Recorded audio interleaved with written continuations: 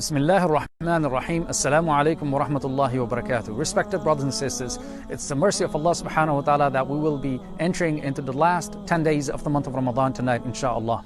With the mercy of Allah subhanahu wa ta'ala, we have been working on the masjid for the past 5 years. In order to complete the construction of the masjid, we need $333,000. How are we going to raise this money? Only with the help of Allah subhanahu wa ta'ala and through your generous donations, inshallah tabaraka wa ta'ala. What we need at this moment, 555 individuals who can donate $600 each to complete the construction of the masjid, inshallah.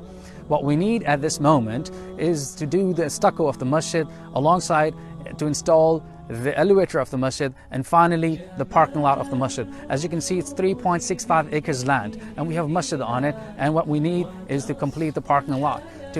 We have 84 parking spaces, and inshallah we will be able to do it all together with the mercy of Allah subhanahu wa ta'ala. We ask Allah subhanahu wa ta'ala to bless you all and shower His mercy and blessings upon all of us. Ameen ya Rabbil Alameen. And give us the ability and the strength that we obey Him and obey His Messenger sallallahu ta'ala alayhi wa sallam. Wassalamu alaikum wa rahmatullahi wa barakatuh.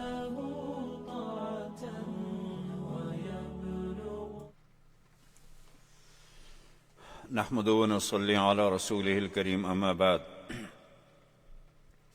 أعوذ بالله من الشيطان الرجيم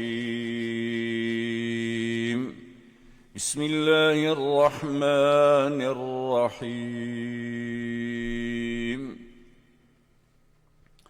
تبارك الذي بيده الملك وهو على كل شيء قدير الذي خلق الموت والحياة ليبلوكم أيكم أحسن عملا وهو العزيز الغفور الذي خلق 7 سماوات طباقا ما ترى في خلق الرحمن من تفاوت فارجع البصر هل ترى من فطور ثم ارجع البصر كرتين ينقلب إليك البصر خاسئا وهو حسير صدق اللہ العظیم. سامعین و ناظرین و حضرات، السلام علیکم ورحمۃ اللہ وبرکاتہ. حسب دستور آج کی اس نشست میں ہمارے پاس 29واں پارہ ہے، اور اس میں پہلی سورت جو ہے وہ سورہ ملک ہے. سورہ ملک مکی ہے، 30 آیتیں اور 2 رکوع ہیں اس کے. سورت کے فضائل سرکار دو عالم صلی اللہ علیہ وسلم نے ارشاد فرمایا کہ یہ سورت عذاب قبر کو روکنے والی ہے اور عذاب قبر سے نجات دینے والی ہے. ابو ہریرہ رضی اللہ تعالیٰ عنہ فرماتے ہیں کہ نبی اکرم صلی اللہ علیہ وسلم نے ارشاد فرمایا کہ کتاب اللہ میں ایک ایسی سورت ہے جس کی آیتیں تو صرف 30 ہیں، لیکن قیامت کے دن ایک شخص کو جہنم سے نکال کر جنت میں داخل کر دے گی. ابن عباس نے روایت فرماتے ہیں کہ حضور نبی اکرم صلی اللہ علیہ وسلم نے ارشاد فرمایا کہ میرا دل چاہتا ہے کہ سورہ ملک ہر شخص کے دل میں ہو. سورت میں حق تبارک و تعالی کا 4 صفات کا دعویٰ ہے. اس کا موجود ہونا،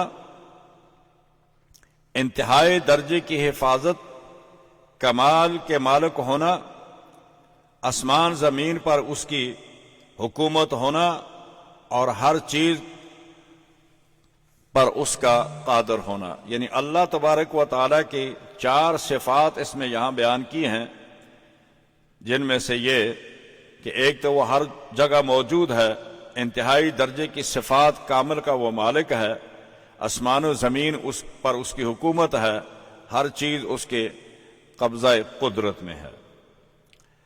آیت نمبر 2 سے 5 تک اللہ تبارک و تعالی نے موت و حیات، اس نے عمل احسن و عملہ، اور 7 آسمان تہ بتہ جس میں کوئی دراڑ نہیں ہے، ستاروں سے مزین کیا ہوا ہے. اور آیت نمبر 6 تا 8 کفار کے لیے عذاب، مومنین کے لیے ثواب کا بیان کیا گیا ہے. آیت نمبر 15 میں جعل لکم الارض ذلولا، ذلول کے معنی ہیں تابیدار اور مطیع، مناکب مونڈے کو کہتے ہیں۔ معنی آیت کے یہ ہوں گے کہ ہم نے زمین کو تمہارے لیے ایسا مسخر کر دیا ہے کہ تم اس کے مونوں پر چڑھتے پھرو، یعنی اس پر سوار ہو اور جہاں چاہتے ہو چلے جاتے ہو۔ نہ تو ہم نے زمین کو اتنا سیال بنایا ہے پانی کی طرح، اور نہ روئی کی طرح کہ اس پر چلنا تمہارے لیے مشکل ہو جائے، اتنی نرم ہو جائے کہ اس پر چل نہ سکو، اور نہ ہی ہم نے اس کو پہاڑوں کی طرح اور لوہے کی طرح سخت کیا ہے کہ تم اس پر نہ چل سکو، نہ اس پر مکان بنا سکو، نہ اس پر کھیتی باڑی کر سکو۔ یعنی ہم نے اس کو تمہارے لیے ایسا مناسب بنایا ہے کہ چلنے میں بھی آسانی ہے، اور اس میں کھیتی باڑی کرنے، مکان بنانے کے لیے جتنا مرضی ہے اس کو کھود کر نیچے جا سکتے ہو، اور مکان بنانے کے لیے، کنواں کھودنے کے لیے، دیگر ضروریات زندگی کے لیے ہم نے اس کو آسان بنا دیا ہے، تمہارے لیے اس کے تابع کر دیا ہے۔ آیت نمبر 16 تا 18 اللہ تبارک و تعالی نے اس میں فرمایا کہ زمین و آسمان دونوں اللہ کے حکم کے تابع ہیں۔ جب تک تم اللہ تعالی کے تابع ہو، یہ بھی تمہاری نعمت میں تمہارے تابع ہیں، اور یہ اللہ کی نعمت ہے تم پر۔ لیکن یاد رہے کہ جن لوگوں نے اللہ تبارک و تعالی کو جھٹلایا، تو پھر اسی زمین نے ان لوگوں کو نکال لیا، اور آسمان نے انہیں پتھروں کی بارش سے نیست و نابود کر دیا۔ یعنی زمین تمہارے تابع ہے جب تک تم اللہ کے تابع ہو۔ یہ اللہ کا تم پر بڑا احسان اور اس کی نعمت ہے کہ یہ تمہارے تابع ہے اور مسخر ہے۔ اور جن لوگوں نے اللہ تعالیٰ کو اور اس کے احکامات کو جھٹلایا تو زمین ان پر تنگ ہو گئی۔ اللہ تبارک و تعالیٰ نے زمین سے ان کو نکال کر باہر کر دیا، اور زمین میں اللہ نے ان کو دھنسا دیا، اور اللہ تعالیٰ نے آسمان سے ان پر پتھر بسا کر یعنی ان کو نیست و نابود کر دیا۔ تو گویا تم زمین تمہارے تابع تب ہے جب تک تم اللہ کے تابع ہو، اور اگر تم اللہ کے نافرمان بن جاؤ گے تو پھر پہلی قوموں کا حال دیکھ لو کہ زمین نے ان کو نگل لیا، اور آسمان نے پتھروں کی بارش برسا کر ان کو نیست و نابود کر دیا۔ قارون کو دیکھ لو، قوم لوط کو دیکھ لو، تمہارے سامنے مثالیں ہیں۔ آیت نمبر 19 میں اولم یروا الی الطیر صافات ویقبضن ما یمسکہن الا الرحمن انہ بکل شیء بصیر۔ آپ دیکھ رہے ہیں، پرندوں کو دیکھیں آپ کہ اللہ تبارک و تعالی نے اس بے شعور جانور کو، اس پرندے کو، اللہ تبارک و تعالی نے اس کو پر پھیلانے کی اور پروں کو سمیٹنے کی اور حواس میں کافی دیر تک ایک جگہ میں ٹھہرنے کی اللہ تعالی نے یہ قوت کس نے بخشی ہے؟ یہ بھی اللہ کی بخشی ہوئی قوت ہے۔ اور جہاں چاہتا ہے وہ جاتا ہے، جس وقت چاہتا ہے وہ اڑتا ہے۔ تو اس کا اس زمین کو، ہوا کو کس نے اس کے لیے مسخر کیا ہے کہ وہ کتنی دیر جب چاہتا ہے تو ایک جگہ ٹھہر جاتا ہے۔ آپ نے دیکھا ہوگا پرندے جب اڑتے ہیں پاؤں کو کیسے پھیلاتے ہیں، پھر ان کو سمیٹتے ہیں، پھر پھیلاتے ہیں، پھر چلتے ہیں۔ اللہ نے فرمایا کہ یہ دیکھو میری قدرت کی نشانیوں میں سے ایک یہ نشانی بھی ہے کہ ان کو یہ کنٹرول اور ہوا کو مسخر کس نے کیا ان کے لیے؟ یہ میں ہی نہیں کیا ہے۔ ان کو دیکھ کر بھی تمہیں تھوڑا سا عقل آ جانی چاہیے، تمہارے دل میں ایک اللہ تعالیٰ کا، اس کی وحدانیت کا ایک عقیدہ راسخ ہو جانا چاہیے کہ اللہ تبارک و تعالیٰ اگر ایسے بے زبان پرندے کو اللہ تعالیٰ اتنی قوت دے سکتا ہے، اتنے ہوا میں اس کو، ہوا کو اس کے لیے مسخر کر سکتا ہے، تو پھر ہم اس خداوند قدوس کی وحدانیت کا کیوں اقرار نہیں کرتے؟ کیوں اس کے سامنے سر نہیں جھکاتے؟ آیت نمبر 20 تا 21 میں آسمان سے باران رحمت، اور اس باران رحمت سے زمین کے اندر پیداوار وہ چوپایوں کے لیے، انسانوں کے لیے تبھی ہوتی ہے کہ جب باران رحمت ہوتا ہے، اور یہ تبھی ہوتا ہے باران رحمت اور زمین کے اندر گراؤ تبھی ہوتی ہے کہ جب آپ اللہ تبارک و تعالیٰ کے فرمان بردار اور مطیع اور تابعدار بن جاتے ہیں، تو پھر ساری چیزیں تمہارے موافق ہو جاتی ہیں۔ اور اگر اللہ کی نافرمانی کرو تو یہی زمین خشک سالی کا شکار ہو جاتی ہے، آسمان اپنا پانی روک دیتا ہے اور بارشیں بند ہو جاتی ہیں، اور زمین میں خشک سالی کی وجہ سے انسان اور پرندے اور جانور ہلاک ہو جاتے ہیں۔ تو یہ ساری چیزیں جو ہیں یہ اللہ تبارک و تعالیٰ کی ان نشانیوں میں سے ہیں۔ آخر میں آیت نمبر 32-33 میں مومن، ہدایت یافتہ اور غیر ہدایت یافتہ کی اللہ تعالیٰ نے مثال بیان کر دی کہ ایک وہ مومن ہے جو اللہ تعالیٰ کی طرف سے ہدایت یافتہ ہے، اور دوسرا وہ کافر ہے جس کے پاس ہدایت نہیں ہے۔ افمن یمشی مکبا علی وجہہ اہدی امن یمشی سویا علی صراط مستقیم۔ یہ دونوں مثالیں اللہ تعالیٰ نے آپ کے سامنے دے کر یہ واضح کر دیا، یہ ساری چیزیں جو ہیں یہ خداوند قدوس کی ہیں اور اس کے فیصلے ہوتے ہیں اور اس کے مطابق یہ ساری چیزیں طے ہوتی ہیں۔ آگے ہمارے پاس سورہ قلم ہے۔ سورہ قلم، اس کے پہلے حروف مقطعات میں سے نون ہے، نون والقلم وما یسطرون۔ اللہ تبارک و تعالیٰ نے یہاں بھی قسم کھائی ہے قلم کی۔ میں اللہ تبارک و تعالیٰ نے نون والقلم میں کفار کے ان تانوں کا جواب دیا ہے۔ کفار کے تانے نبی اکرم صلی اللہ علیہ وسلم کے متعلق کہ آپ کاہن ہیں، جادوگر ہیں، فلاں فلاں جتنے بھی الزامات وہ طعنہ تشنی کرتے تھے، کر سکتے تھے، وہ کرتے رہے۔ تو اللہ تبارک و تعالیٰ نے اس کا آگے جواب قسم دیا ہے، ما انت بنعمت ربک بمجنون، جو کچھ تم کہتے ہو پیغمبر ایسا نہیں ہے۔ اور پہلے تانا معاذ اللہ کہ آپ مجنون ہیں، جواب ما انت بنعمت ربک بمجنون، آپ نہیں بلکہ آپ نے رب کے فضل سے آپ مجنون، اور جو کچھ آپ کہتے ہو وہ آپ بالکل نہیں ہیں۔ آگے قلم سے کیا مراد ہے؟ قلم سے مراد عام قلم بھی ہو سکتا ہے جس میں قلم تقدیر اور فرشتوں کے قلم، انسانوں کے قلم شامل ہوں۔ عبادہ بن صامت رضی اللہ تعالیٰ عنہ فرماتے ہیں کہ نبی اکرم صلی اللہ علیہ وسلم نے ارشاد فرمایا کہ سب سے پہلے اللہ تبارک و تعالیٰ نے قلم پیدا کیا اور اسے حکم دیا کہ لکھ۔ قلم نے عرض کیا کہ کیا لکھوں؟ تو حکم دیا کہ تقدیر الہی کو لکھو۔ قلم نے حکم کے مطابق اب تک جو چیزیں لکھی ہیں اور ان کے ہونے والے واقعات، جو کچھ اب تک ہونے والے واقعات ہیں، وہ تمام واقعات اور حالات کو لکھ دیا۔ ترمذی۔ حضرت عبداللہ بن عمر رضی اللہ تعالیٰ عنہ نے فرمایا کہ سرکاری دو عالم صلی اللہ علیہ وسلم نے ارشاد فرمایا کہ اللہ تعالیٰ تمام مخلوقات کی تقدیر کو آسمان و زمین کی تخلیق سے 50,000 سال پہلے لکھ دیا تھا۔ بعض حضرات نے فرمایا کہ اللہ تعالیٰ نے پہلے ایک قلم تقدیر پیدا فرمایا جس نے تمام کائنات و مخلوقات کی تقدیریں لکھی، پھر دوسرا قلم پیدا فرمایا جس سے زمین پر بسنے والے لکھتے ہیں اور لکھیں گے۔ اس کا ذکر علم بالقلم میں ذکر کیا گیا۔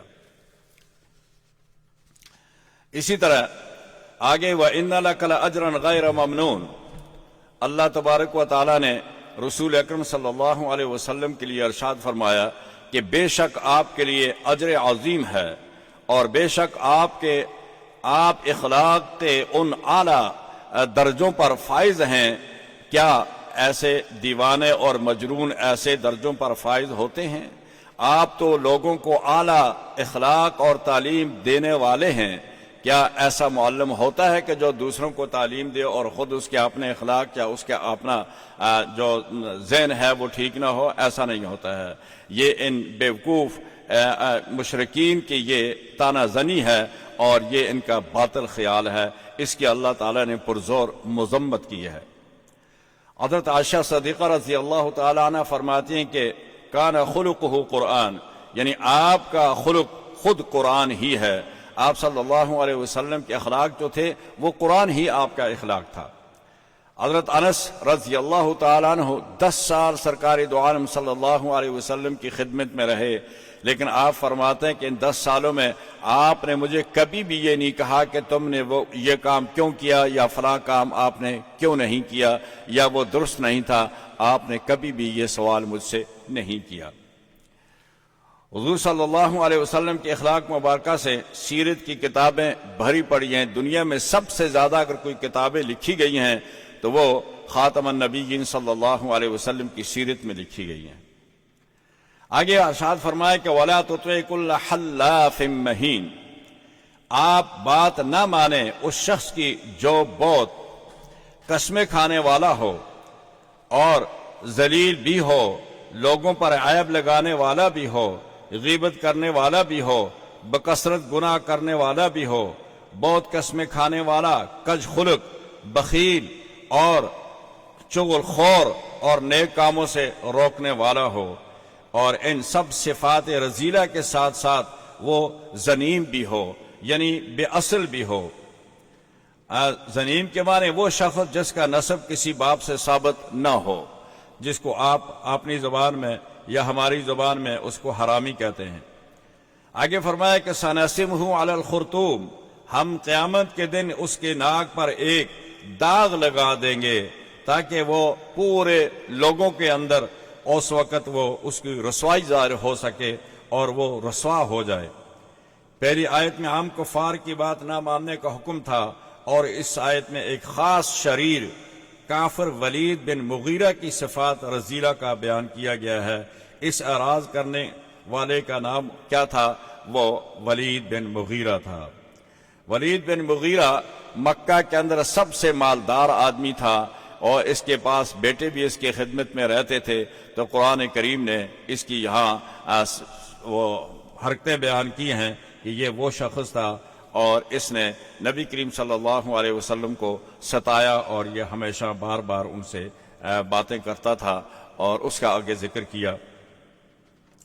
آگے سورہ قلم میں ایک واقعہ بیان کیا ہے باغ والوں کا. ایک نیک شخص تھا، اس کے پاس ایک باغ تھا. اس باغ کے اندر کھیتی بھی ہوتی تھی اور پھل وغیرہ بھی ہوتے تھے. وہ کھیتی کے وقت اور باغ کو کاٹنے کے وقت، پھل اتارنے کے وقت وہ جب جاتا تھا تو جو پھل نیچے گر جاتا تھا وہ نہیں اٹھاتا تھا، کہتا تھا یہ غریبوں کا حصہ ہے. اسی طرح کھیتی جب وہ کاٹتا تھا، جو دراٹی کے نیچے رہ جاتے تھے دانے ان کو بھی نہیں اٹھاتا تھا، جو گچھے رہ جاتے تھے وہ بھی. اور جب وہ اس کی صفائی کرتا تھا، گندم کو یعنی علیحدہ کرتا تھا خوشوں سے، تو وہ دانے جو باہر نکل کر چلے جاتے تھے بھوسے کے ساتھ ان کو بھی چھوڑ دیتا تھا. کہتا تھا یہ غریب اور مسکینوں کا ہے مال ہے. اور جب اس کے کاٹنے کا وقت آتا تھا، پھل اتارنے کا وقت آتا تھا، غریب جمع ہو جاتے تھے اور وہ اپنی رزق وہاں سے وصول کر لیتے تھے. پھل بھی لے لیتے تھے اپنے حصے کا، اور اپنے کھیتی باڑی کا جو حصہ تھا وہ بھی لیتے تھے. لیکن جب وہ فوت ہو گیا، اس کے 3 بیٹے تھے. جب وہ آئے تو انہوں نے کہا کہ ہماری فیملی بڑھ گئی ہے اور اب ہم غریبوں کے لیے اتنا غلہ نہیں چھوڑ سکتے. انہوں نے جب وہ بند کیا اور کہتے تھے کہ جب کھیتی باڑی کاٹنے کا اور پھل اتارنے کا وقت آئے تو ہم اندھیرے منہ چلے جائیں گے تاکہ غریبوں کو پتہ بھی نہ چلے.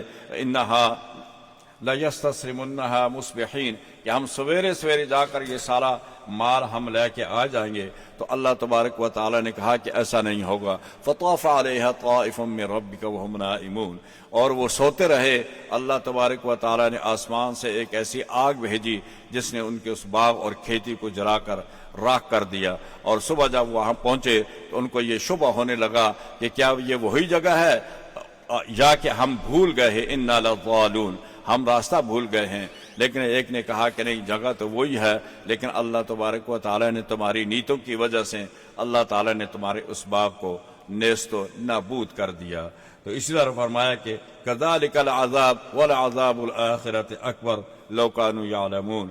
یہ ایک دلیل عقلی اللہ تعالیٰ نے یہاں دے کر لوگوں کو سمجھا دیا کہ اگر تم میری نافرمانی کرو گے، میری نعمتوں کی ناشکری کرو گے تو میں تمہیں ایسے ہی اپنی نعمتوں سے محروم کر دوں گا. اور یہی حالت قیامت کا بھی ہوگا. اگر تم اللہ تعالیٰ کے شکر گزار، تابعدار، مطیع، فرما بردار ہوگے تو وہاں بھی تمہیں حصہ ملے گا. اگر تم نافرمانیاں اور ناشکریاں کرو گے تو وہاں بھی تم ایسے ہی محروم کر دیے جاؤ گے.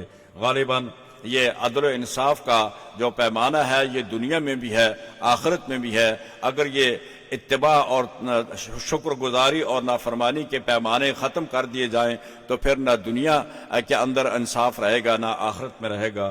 غالباً اسی کو علامہ اقبال نے آپ نے اس شعر میں ذکر کیا ہے، قدرت کے مقاصد کا عیار اس کے ارادے، دنیا میں بھی میزان قیامت میں بھی میزان۔ آگے چلتے ہیں، ہمارے پاس دوسری صورت ہے الحاقہ ہے۔ حاقہ کے معنی حاقہ بھی کہتے ہیں، قاریہ بھی کہتے ہیں، طاغیہ بھی کہتے ہیں۔ یہ تینوں نام جو ہیں یہ قیامت کے ہیں، اور اس میں یہاں یہ فرمایا کہ الحاقہ ما الحاقہ وما ادراک ما الحاقہ، تم کیا جانو حاقہ کیا ہے۔ اور حاقہ کے معنی ثابت یقینی طور پر قائم ہونے والی، قاریہ کے معنی مضطرب اور بے چین کرنے والی، اور طاغیہ ایسے آواز جس کو انسان کا دماغ اور قلب اس کو برداشت نہ کر سکے۔ تو لہذا یہ تینوں صفات قیامت کی ہیں، اور یہ سارے صفات جو ہیں وہاں واقع ہوں گی اور یہ دیکھی جا سکیں گی۔ حاقہ، واقعہ، قاریہ، یہ سارے اسی کے نام ہیں۔ قوم سمود کی ہلاکت اور ریح صرصر عاتیہ 7 لیال و 8 ایام پیچھے سورہ ہود میں گزر چکا، سورہ اعراف میں بھی گزر چکا، شعراء میں بھی گزر چکا۔ فرمایا کہ یہ قوم سمود کو جب ہم نے ہلاک کیا تو 8 دن اور 7 راتیں ان پر اللہ تبارک و تعالیٰ کا عذاب آیا، اور بدھ کی صبح سے بدھ کی شام تک پھر یہ ایک ایسی ہوا چلی جس ہوا نے ان لوگوں کو نیست و نابود کر دیا۔ لوط علیہ السلام کی بستیاں متفقات کا ذکر کیا، اور ان کے نہایت عذاب شدید کا جس میں ذکر کیا گیا، یہ بھی پیچھے سورہ ہود میں اور دوسرے سورہ اعراف اور شعراء میں گزر چکا ہے۔ یہ مجرمین اور یہ حاضر کیے جائیں گے قیامت کے دن، کوئی مددگار نہ ہوگا ان کا، جہنمیوں کے پس اور پیپ ان کو پلائی جائے گی۔ ان لوگوں کا یہ واقعہ قوم سمود اور قوم لوط اور دوسری قومیں جو ہلاک کی گئی ہیں سورہ واقعہ میں، اور قیامت کا ذکر کیا گیا۔ آگے سورہ معارج ہے۔ سورہ معارج یہ بھی سورہ معارج کی آیات جو ہیں یہ 44 آیات ہیں، اور اس کے 2 رکوع ہیں، اور یہ بھی مکی صورت ہے۔ یعنی سأل سائل بعذاب واقع للکافرین لیس لہ دافع، آپ سے سوال کرتے ہیں کہ قیامت کب آئے گی، اور یعنی ایک مانگنے والا نے عذاب مانگا، سأل سائل، ایک مانگنے والے نے کہا کہ عذاب کب آئے گا، جس کا آپ ہمیں بار بار جس سے ڈراتے ہیں، جس کی آپ ہمیں عذاب کی دھمکیاں دیتے ہیں، وہ عذاب کب آئے گا۔ ابن عباس نے فرمایا کہ یہ مانگنے والا نضر بن حارث تھا، اور یہ پہلے میں بیان کر چکا ہوں کہ جب مکہ مکرمہ سے نکلنے لگا اس نے یہ وہاں دعا مانگی تھی کہ اے اللہ، کہ اگر یہ محمد صلی اللہ علیہ وسلم اور ان کا قرآن سچا ہے، ان کان ھذا ھو الحق من عندک فامطر علینا حجارۃ من السماء او ائتنا بعذاب علیم۔ اور اس کا اللہ نے جواب دیا، وما كان الله ليعذبهم وانت فيهم وما كان الله معذبهم وهم يستغفرون۔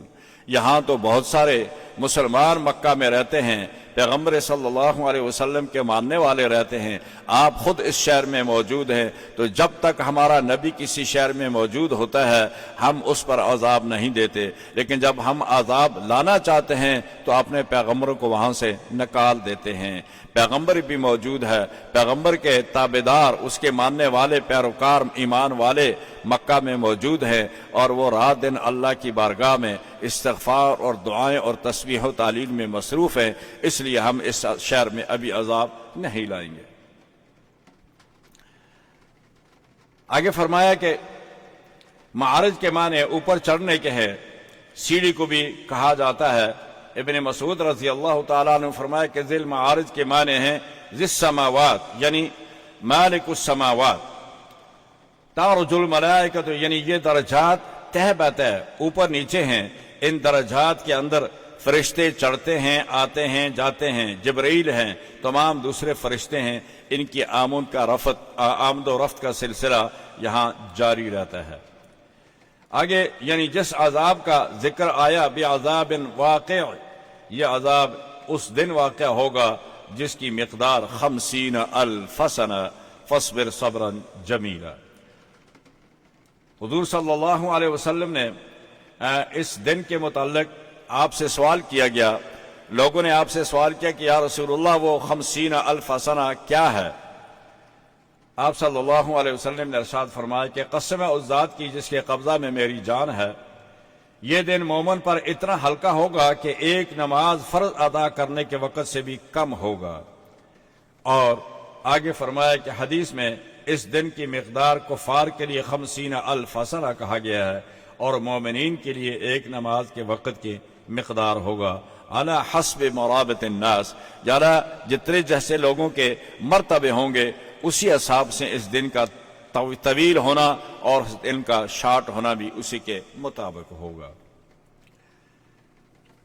آگے ہمارے پاس سورہ نوح ہے، سورہ نوح کی 28 آیات ہے اور اس کی بھی 2 رکوع ہے۔ اس میں اللہ تبارک و تعالی نے حضرت نوح علیہ السلام کا ذکر کیا، پوری سورت کے اندر اور کوئی چیز نہیں ہے۔ حضرت نوح علیہ السلام اس قوم میں 950 سال تک تبلیغ اور کے مشن پر رہے، رات دن قومی لیلا و نہارا، رب انی دعوت قومی لیلا و نہارا فلم یزدہم دعائی الا فرارا، یا اللہ میں نے اس قوم کو رات و دن آپ کی طرف بلایا، لیکن جو آپ کی طرف بلاتا تھا اتنے ہی اور بھاگتے تھے مجھ سے اور دور ہوتے جاتے تھے۔ لہذا آپ علیہ السلام کو لوگوں نے تنگ کیا، دھمکیاں دی، آپ کو ایذا پہنچائی، بہت ستایا آپ کو، اور مارتے یہاں تک کہ بے ہوش ہو جاتے، کمبل میں لپیٹ کر چھوڑ دیتے کہ اب یہ اس کی جان نکل جائے گی، اور اگلے دن پھر دعوت دیتے، جو ہی ہوش میں آتے پھر اٹھ کر اللہ کی دعوت دینا شروع کر دیتے، یہاں تک کہ آپ نے پورا اتنا عرصہ گزارا، 80 یا 82 آدمی سے زیادہ لوگ ایمان نہیں لائے۔ آخر تنگ آئے تو اللہ تبارک و تعالیٰ کی بارگاہ میں کہا کہ رب لا تذر علی الارض من الکافرین دیارا، اے اللہ ان کفار کا ایک گھر بھی زمین پر اب نہ چھوڑ۔ تو اللہ تبارک و تعالیٰ نے پھر کہا وقیل یا ارض ابلعی ماءک ویا سماء اقلعی وغیض الماء وقضی الامر واستوت علی الجودی وقیل بعدا للقوم الظالمین ونادى نوح ربه فقال رب ان ابنی من اہلی وان وعدک الحق وانت احکم الحاکمین قال یا نوح انه ليس من اہلک انه عمل غیر صالح فلا تسألنی ما ليس لك به علم انی اعوذک ان تکون من الجاہلین۔ سورہ ہود میں یہ سارا واقعہ حضرت نوح کا گزر چکا ہے کہ اللہ تبارک و تعالیٰ نے حکم دیا کہ اے نوح اب وقت آ گیا ہے، یہ قوم ماننے والی نہیں ہے، اس کو تباہ اور ہلاک اور برباد کر دیا جائے گا، آپ کشتی بنائیں۔ جب حضرت نوح کشتی بنانے لگے، ادھر سے گزرتے، آوازیں کستے، مذاق کرتے کہ پانی پینے کو نہیں ملتا، یہ اتنے بڑے پہاڑ، یہاں کشتی کہاں چلے گی؟ تو آپ نے فرمایا انا نسخر منکم کما تسخرون، کہ میں تمہارے ساتھ ایسے ہی مذاق کروں گا جو آج تم میرے ساتھ کر رہے ہو، اس کا بدلہ میں تمہیں ایک دن دوں گا۔ اور پھر جب پانی کا آسمان اور زمین دونوں نے اپنا پانی چھوڑا اور اتنا پانی ہو گیا کہ وہ جودی پہاڑ کے تک پہنچ گیا، تو اللہ تعالیٰ نے کہا کہ ارکب، حضرت نوح علیہ السلام کو کہا کہ کشتی میں سوار ہو جاؤ اور اپنے ایمان والوں کو بھی بٹھا دو۔ آپ نے اپنے بیٹے کو بھی کہا کہ ارکب معنا، بیٹے تم بھی میرے ساتھ سوار ہو جاؤ۔ اس نے کہا کہ میں جودی پہاڑ پہ چڑھ جاؤں گا، مجھے وہ پہاڑ آج اللہ کے عذاب سے بچا دے گا۔ لیکن جب طوفان آیا تو نہ اس کا بیٹا بچا، نہ اس کی بیوی بچی، نہ اس کے وہ دوسرے کفار جو انہیں ایذائیں دیتے تھے، اللہ نے سب کو نیست و نابود کر دیا گیا۔ سورہ نوح میں حضرت نوح ہی کا ذکر تھا اور اس کا خلاصہ یہ تھا۔ آگے سورہ جن ہے ہمارے پاس، جن بھی مکہ میں نازل ہوئی ہے، اس کی 28 آیات ہیں اور اس کے 2 رکوع ہیں۔ لفظی معنی جن کے مخفی کے ہیں، یعنی جو چیز نظر نہ آئے، اور چونکہ یہ انسان کی نظروں سے مخفی رہتے ہیں اس لیے ان کو جن کہتے ہیں یا جن کہلاتے ہیں۔ جنات کی حقیقت جن مخلوقات الہی میں ایک ایسی مخلوق کا نام ہے جو ذی اجسام بھی ہیں اور ذی روح بھی ہیں، اور انسان کی طرح عقل و شعور والے بھی ہیں، مگر لوگوں کی نظروں سے مخفی ہیں، اس لیے ان کا نام جن رکھا گیا۔ اور یہ انسانوں کی طرح احکامات کے مکلف بھی ہیں اور جنات مسلمان بھی اور کافر دونوں طبقے میں موجود ہیں۔ سورہ جن کے نزول کا واقعہ کی تفصیل پیچھے میں بتا چکا ہوں سورہ احقاف میں، اور حضرت نبی کریم صلی اللہ علیہ وسلم کی بعثت کے بعد اللہ تبارک و تعالی نے جنات کو آسمان پر جا کر خبریں سننے سے روک دیا۔ شہاب ثاقب جو ہے وہ ان کے پیچھے مارا جاتا تھا جس سے یہ واپس آ جاتے تھے۔ تو اب انہوں نے آپس میں یہ سوچا کہ کون سا ایسا نیا واقعہ رونما ہو چکا ہے جس کی وجہ سے ہمارا راستہ بند کر دیا گیا ہے۔ تو اس کی تفتیش کے لیے اور اس کی ریسرچ کے لیے جب انہوں نے اپنے گروپ بنائے اور پوری زمین میں پھیل گئے کہ پتہ کرو کہ یہ کیا واقعہ، کوئی نیا واقعہ رونما ہوا ہے، ان میں سے ایک قافلہ جو تھا، ایک گروہ جو تھا وہ حجاز کی طرف آیا اور وادی نخلہ میں یہ پہنچے۔ آپ صلی اللہ علیہ وسلم اس وقت وادی نخلہ میں بازار عکاظ کے اندر آپ جا رہے تھے اور صبح کی نماز کا وقت ہوا۔ آپ نے وہاں صبح کی نماز ادا کی اور اس وقت جنات نے آپ کا قرآن سنا۔ جو ہی انہوں نے قرآن سنا تو وہ سارے کے سارے ایمان لے آئے اور انہوں نے کہا کہ قالوا انا سمعنا قرآنا عجبا یہدی الی الرشد فآمنا به ولن نشرک بربنا احدا۔ تو یہ جنوں کا وہ اقرار تھا اور ان کا ایمان لانا تھا، اور پھر یہ اپنے قوم کے پاس گئے اور ان کو جا کر یہ خبر دی کہ ہم نے ایک نیا کلام سنا ہے اور شاید یہی وجہ ہے، اور ایک پیغمبر آئے ہیں، ان پر اللہ نے ایک کلام بھیجا ہے اور اسی کی وجہ سے اللہ تعالیٰ نے ہمارا اوپر جانا بند کر دیا۔ ہم اس پیغمبر پر ایمان لے آئے، ہم اس قرآن پر ایمان لے آئے اور اپنے دوسرے لوگوں کو بھی انہوں نے ایمان کی دعوت دی۔ ابن جوزی نے اپنی کتاب الصفوہ میں ایک مستند روایت کے ساتھ حضرت سہل بن عبداللہ رضی اللہ تعالی عنہ سے ایک روایت نقل کی ہے۔ یہ ایک جن صحابی کا واقعہ ذکر کیا ہے کہ انہوں نے ایک مقام پر ایک بوڑھے، حضرت سہل کہتے ہیں کہ میں نے ایک مقام پر ایک بوڑھے جن کو دیکھا جو بیت اللہ کی طرف نماز پڑھ رہا ہے اور اون کا جبہ پہنے ہوئے تھا جس پر بڑی رونق معلوم ہوتی تھی، اور نماز سے فارغ ہونے کے بعد حضرت سہل کہتے ہیں کہ میں ان کے پاس حاضر ہوا، میں نے سلام دیا، اس نے سلام کا جواب دیا اور اس نے بتلایا کہ تم اس جبے کو دیکھ کر تعجب کرتے ہو، اس پر جو رونق تجھے نظر آ رہی ہے اس سے تمہیں تعجب ہوتا ہوگا، تو یہ جبہ میرے جسم پر جو ہے 700 سال سے میرے بدن پر ہے اور آج تک یہ خراب نہیں ہوا ہے، اور اس جبہ کے اندر میں نے حضرت عیسیٰ علیہ السلام سے ملاقات کی، اور اس جبہ کے اندر میں نے محمد رسول اللہ صلی اللہ علیہ وسلم کی زیارت کی، اور میں ان جنات میں سے ہوں جن کے بارے میں سورہ جن نازل ہوئی ہے، میں ان میں سے ایک ہوں۔ تو یہ جنوں کی حقیقت تھی۔ آگے ہم چلتے ہیں، ہمارے پاس سورہ مزمل ہے، چونکہ صورتیں زیادہ ہیں اور ٹائم تھوڑا ہے تو میں تھوڑا تھوڑا مختصر کرتے کرتے نکل جاؤں گا۔ سورہ مزمل یہ بھی مکی ہے، اس کی 20 آیات ہیں اور 2 رکوع ہیں۔ مزمل کے لفظی معنی اپنے اوپر کپڑا لپیٹنے والا، اسی کے ہم معنی لفظ مدثر بھی ہے، یعنی مزمل اور مدثر دونوں کے معنی تقریباً قریب ہیں، اوپر کپڑا لپیٹنے والا، کملی اوڑھنے والا۔ ان دونوں صورتوں میں رسول اللہ صلی اللہ علیہ وسلم کو ایک وقتی حالت اور مخصوص صفت کے ساتھ اللہ تبارک و تعالی نے خطاب کیا ہے۔ آپ اس وقت شدید خوف اور فزع کے سبب سردی محسوس کر رہے تھے، اس لیے آپ نے اوپر کپڑا ڈالنے کے لیے آپ نے کہا کہ زملونی زملونی۔ حضرت جابر رضی اللہ تعالیٰ عنہ فرماتے ہیں کہ رسول اکرم صلی اللہ علیہ وسلم فترت وحی کے زمانے کے ذکر فرما رہے تھے۔ فترت وحی کے معنی ہیں کہ وحی کا سلو ہو جانا، سست ہو جانا یا رک جانا۔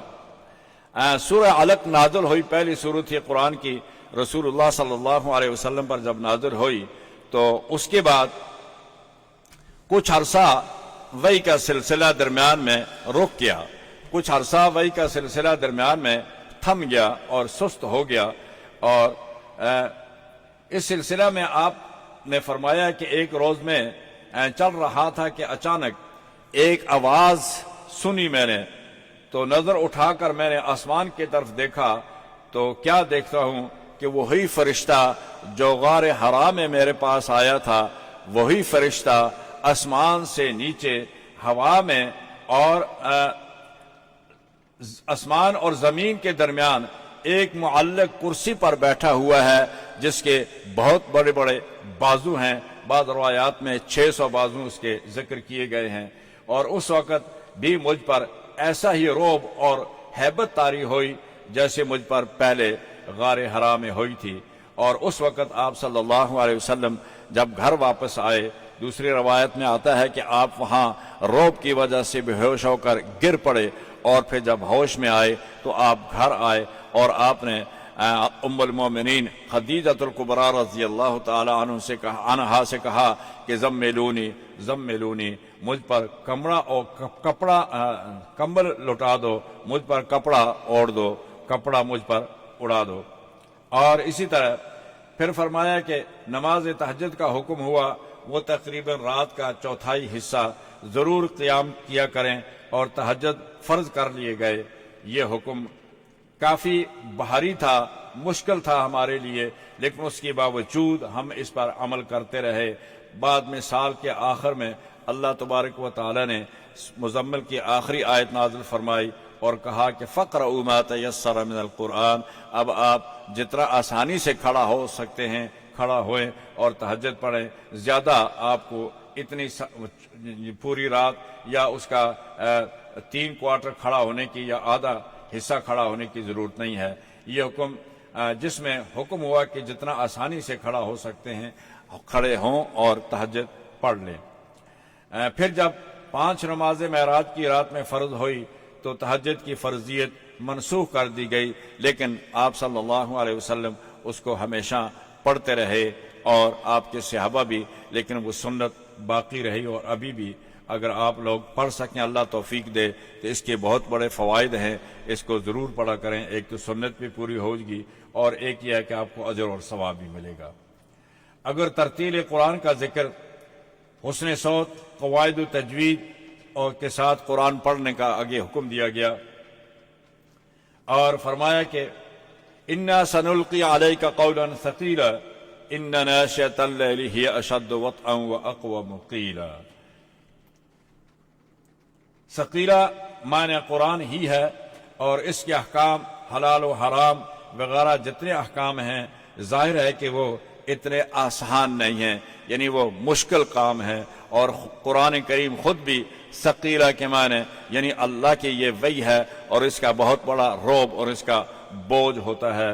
اور حدیث میں آتا ہے کہ جب وحی نازل ہوتی تھی تو سرکار دو عالم صلی اللہ علیہ وسلم کی اونٹنی جو ہوتی تھی، آپ جب اس پہ سوار ہوتے تھے تو وہ بیٹھ جاتی تھی، وہ ثقل برداشت نہیں کر سکتی تھی۔ تو فرمایا کہ یہ اس کے احکامات اور اس کے الفاظ، اس کا ترجمہ، یہ سارے کا سارا ثقیل ہے، یہ نہایت ہی مشکل بھی ہے اور یہ ثقیل بھی ہے۔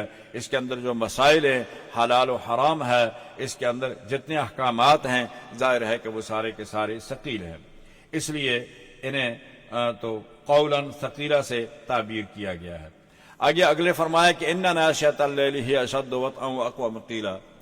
ناشئۃ اللیل، رات کے کسی وقت میں تہجد کے لیے اٹھنا جو ہے یہ بہت ہی مشکل ہے، بہت ہی بھاری ہے، اور یہ انسان کا ایسے ہے جیسے اپنے نفس کو کرش کرنا ہے، کچلنا ہے۔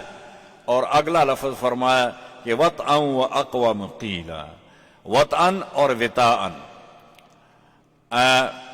وطاءن کے معنی ہے موافقت اور وطن کے معنی ہے کچلنے کے۔ تو آیت کے معنی یوں ہوں گے، اگر وطا کہیں تو اس کے معنی ہوں گے کہ رات کے وقت، تہجد کے وقت، سحری کے وقت قرآن پڑھنا جو ہے اس کے اندر وطا کے معنی ہے موافقت۔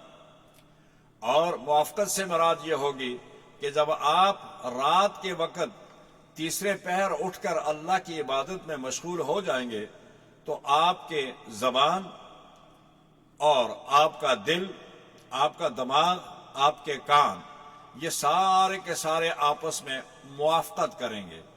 آپ کی زبان قرآن پڑھ رہی ہے، آپ کا دماغ اور دل اس کو تدبر اور تفکر کر رہا ہے، اس کی معانی پر غور کر رہا ہے، اور آپ کے کان اس کو غور سے سن رہے ہیں، اور آپ کی آنکھیں تذرفان کہ وہ آنسو بہا رہی ہیں۔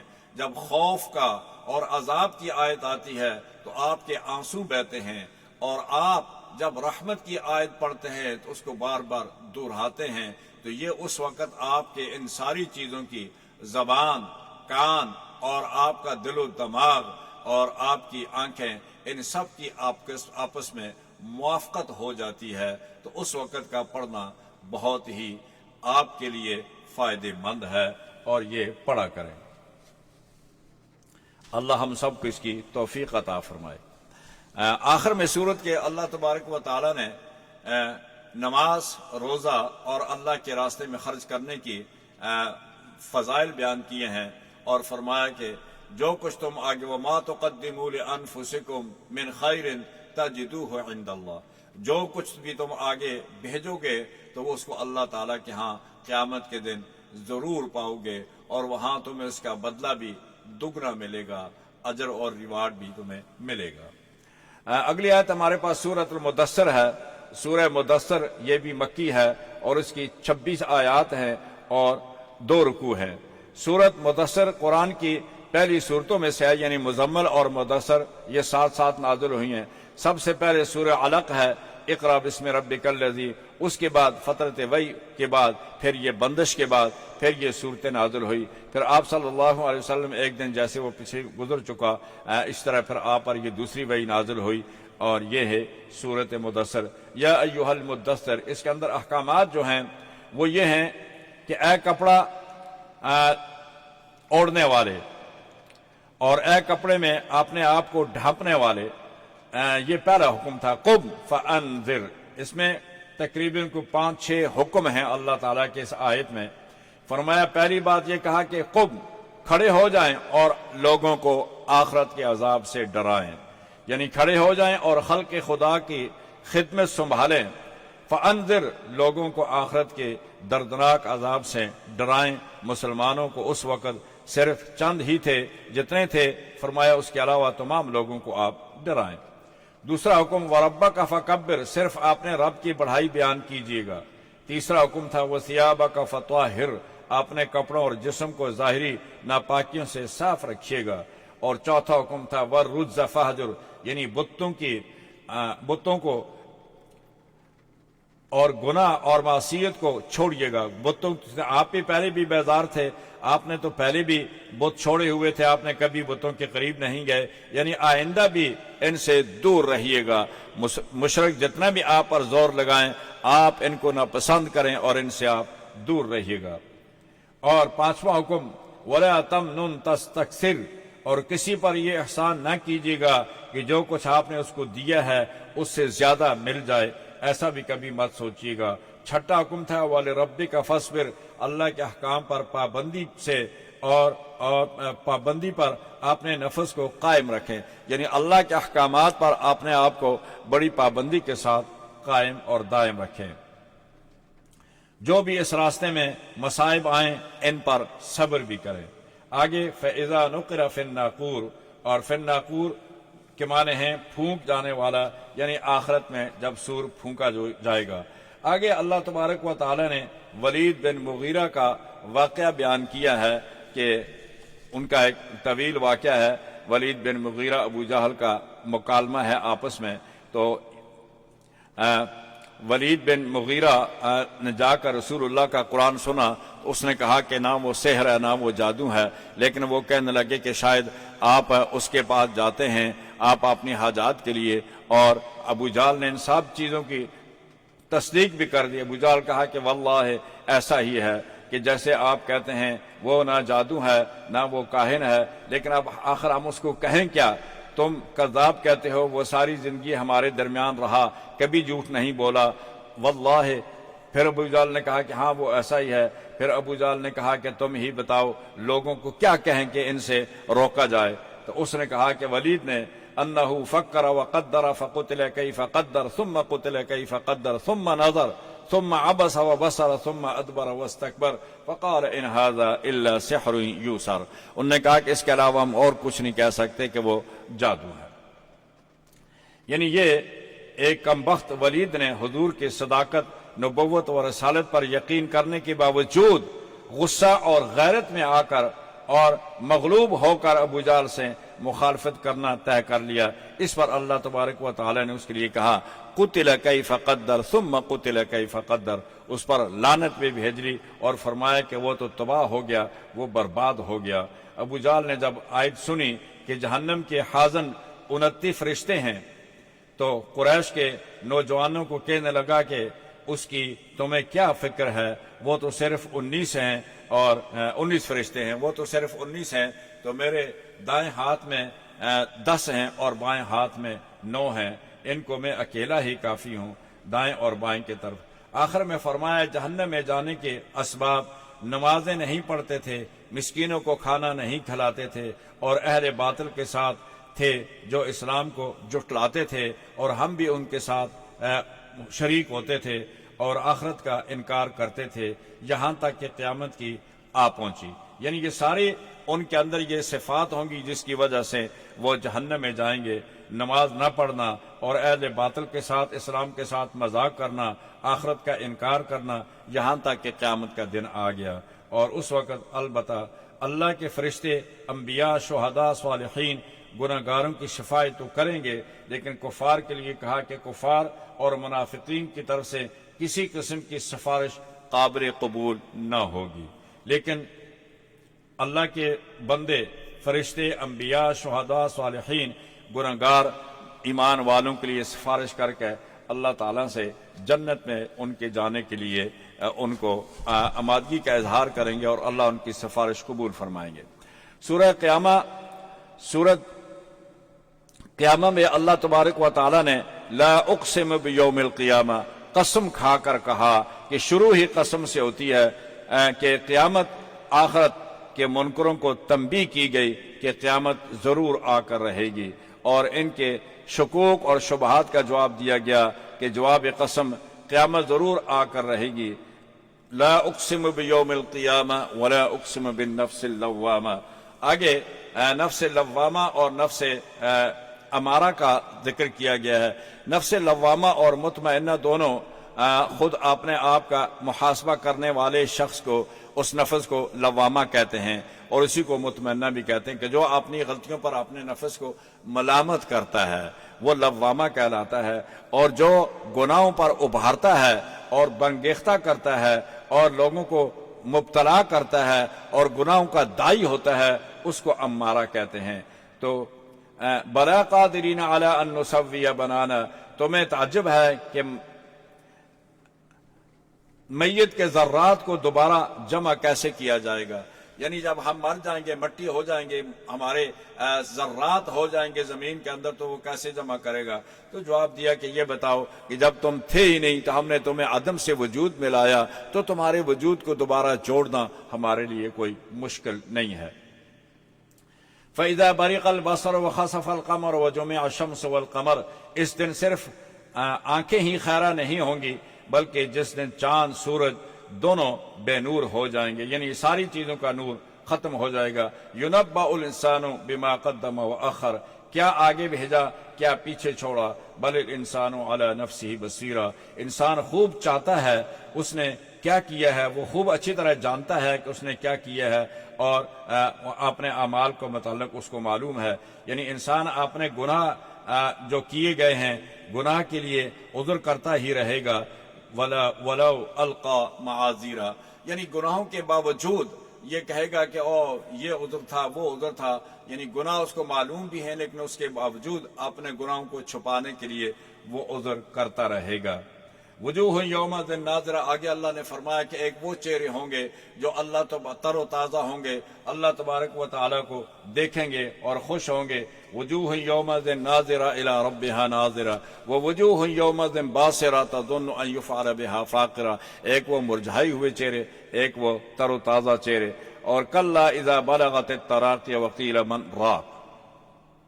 آگے فرمایا کہ غفلت شعار انسان بھول میں رہتا ہے، یہاں تک کہ موت سر پر آ کھڑی ہوتی ہے اور روح گلے کی ہنسری میں آ پھنستی ہے اور تیماردار لوگ اولاد سے عاجز آ کر جھاڑ پھونک والوں کی طرف تلاش کرتے ہیں کہ جھاڑ پھونک والا کوئی مل جائے، کوئی دم درود والا مل جائے، کوئی عالم مل جائے کہ وہ دم درود کر کے اس مریض کو بچا لے۔ دعائیاں تو اب ساری کی ساری بیکار ہو چکی ہیں، اور ایک پاؤں کی پنڈلی دوسرے پاؤں پر لپنے لگتی ہے، تو پھر یہ وقت اللہ کے پاس جانے کا آ گیا۔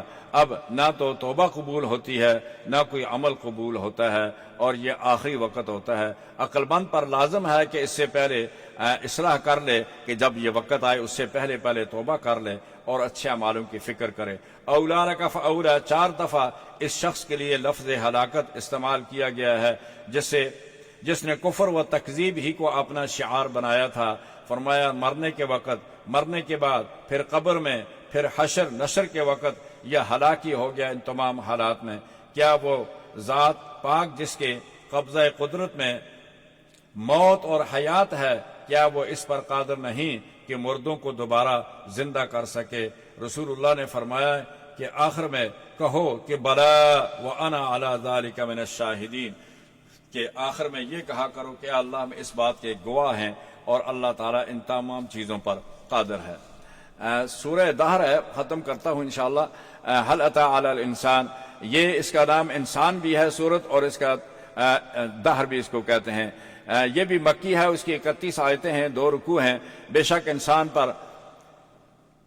انسان پر زمانے میں ایک ایسا وقت بھی آ چکا ہے جس میں وہ کوئی چیز قابل ذکر نہ تھا، یعنی اس کا نام و نشان نہیں تھا، لیکن ہم نے اس کو پیدا کیا۔ وہ پیدائش کے مراحل پیچھے سورہ مومنون میں بھی گزر چکے، سورہ حج میں بھی گزر چکے، ان کا ذکر وہاں ضرورت نہیں ہے۔ آگے آخر میں سورہ دہر میں کھانے کے فضائل اور مسکین اور غتیم اور یتیموں کے دیکھ بھال کا ذکر اور ان کے فضائل کا ذکر کیا گیا ہے، اور آخر میں نحن خلقناہم وشددنا اسرہم واذا شئنا بدلنا امثالہم تبدیلا۔ اشارہ اس طرف ہے کہ انسان آپ نے ایک جوڑ اور بند پر نظر کرے۔ بظاہر یہ جوڑ دیکھنے میں نرم اور نازک ہیں، لیکن آپ دیکھتے ہیں کہ 70-80 سال تک یہ جوڑ آپ کے کام کرتے رہتے ہیں۔ لوہے کی گاڑیاں بنی ہوتی ہیں، وہ ناکارہ ہو جاتی ہیں، 3-4 سال کے بعد ان کا لوہا گھس جاتا ہے، لیکن انسان کو دیکھیں کہ 70 سے 80 جوڑ اس کے ان ہاتھوں میں اور انگلیوں میں ہیں، لیکن اس کے باوجود یہ چلتے رہتے ہیں آخر تک، جب تک اللہ تعالیٰ کا حکم نہیں آتا۔ اتنے عرصے میں لوہا بھی گھس جاتا ہے، مگر یہ نظام قائم رہتا ہے کہ اس کے یہ چھوٹے چھوٹے پور جو ہوتے ہیں، انگلیاں جو ہوتی ہیں، اس کی یہ ہڈیاں باریک جو ہوتی ہیں، یہ بھی کام کرتی رہتی ہیں۔ کہ اس کو دیکھو، اس کو دیکھ کر بھی اللہ تعالیٰ کی وحدانیت، اس کی خالقیت اور اس کے اس قوت اور پاور کا اندازہ لگاؤ کہ یہ سارا کارخانہ کیسے چلتا ہے اور اس پر کون کنٹرول کرتا ہے، اور وہی خالق اور حقیقی مالک ہے۔ اللہ تعالیٰ مجھے اور آپ سب کو قرآن پڑھنے کی، سننے کی، اس پر عمل کرنے کی توفیق عطا فرمائے۔ وقول قولی ھذا واستغفر اللہ لی ولکم ولسائر المسلمین فاستغفروا من كل ذنب انہ هو الغفور الرحیم۔ الحمد للہ رب العالمین والعاقبۃ للمتقین، والصلاة والسلام على اشرف الانبیاء والمرسلین۔ اللهم انک عفو تحب العفو فاعف عنا یا ارحم الراحمین۔ ربنا تقبل منا انك انت السميع العليم وتب علينا انك انت التواب الرحيم، وصلى الله على النبي وعلى آله واصحابه اجمعين برحمتك يا ارحم الراحمين۔